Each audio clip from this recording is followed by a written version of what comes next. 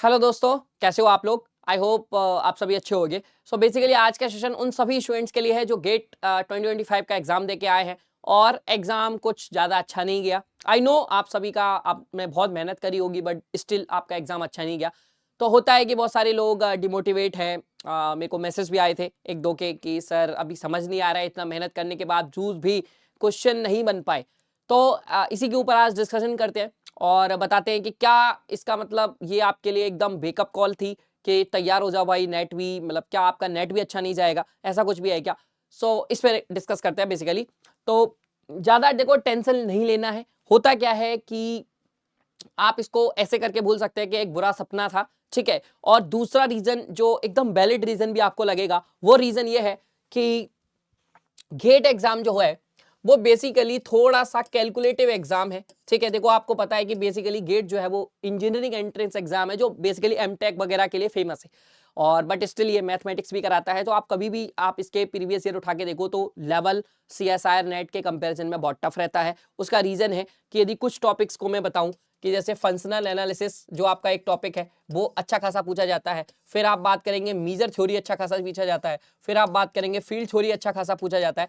और दूसरी चीज जब आपका और अदर टॉपिक्स जो अप्लाइड में आ जाते हैं जैसे एलपीपी आ जाता है, जैसे एनए आ जाता है और ये थोड़े एडवांस लेवल पे पूछे जाते हैं जैसा कि इस बार भी हुआ।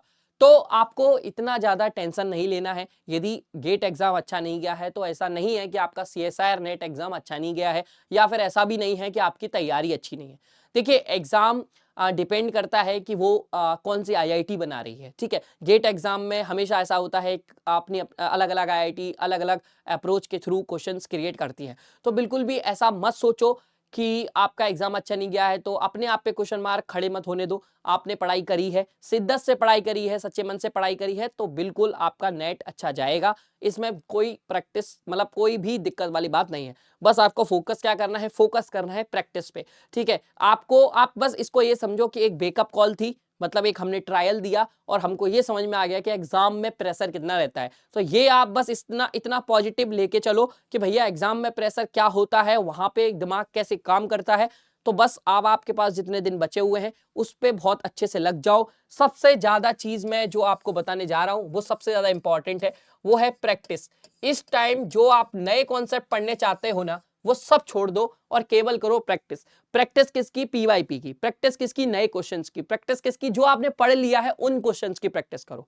नया कुछ मत पढ़ो। यदि आपको, हाँ ये बात अलग है कि कुछ थोड़े मोटे कॉन्सेप्ट्स हैं जो रह रहे हैं वो आप पढ़ सकते हो, बट आप सोचो कि भैया मैंने अप्लाइड कुछ भी नहीं पढ़ा है और अब मैं स्टार्ट कर रहा हूं पढ़ना, तो भाई अब इतना टाइम नहीं है आपके पास कि आप नया कोई टॉपिक स्टार्ट कर रहे हो पढ़ने के लिए, ठीक है? आप क्या कर सकते हो इस केस में कि आपने नहीं पढ़ा है तो आप भी पीवाईपी लगाओ और पीवाईपी के थ्रू जो है उस कॉन्सेप्ट को सीखने की कोशिश करो।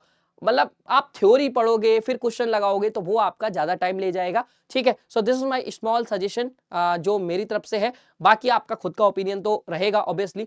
तो मैं बस आपको इतना ही कहूंगा, बस एक थॉट आप ध्यान रखो। The problem is not the problem. मैं हमेशा कहता हूं the problem is not the problem, the problem is your attitude about the problem.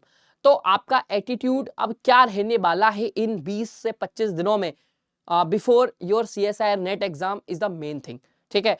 तो वो सबसे ज्यादा इंपॉर्टेंट है कि क्या ये 25 दिन आपका एटीट्यूड रहने वाला है, आप कितने ज्यादा फोकस्ड हो, क्या कर रहे हो, ठीक है? क्या प्रैक्टिस कर रहे हो, क्या पढ़ रहे हो, दिस इज वेरी इंपॉर्टेंट, ठीक है? क्योंकि बहुत ऐसा नहीं है कि आप ही का पेपर अच्छा नहीं गया है, बहुत सारे लोग हैं जिनका पेपर अच्छा नहीं गया है, ठीक है? तो बिल्कुल भी टेंशन नहीं लेना है। समझ में आ गया?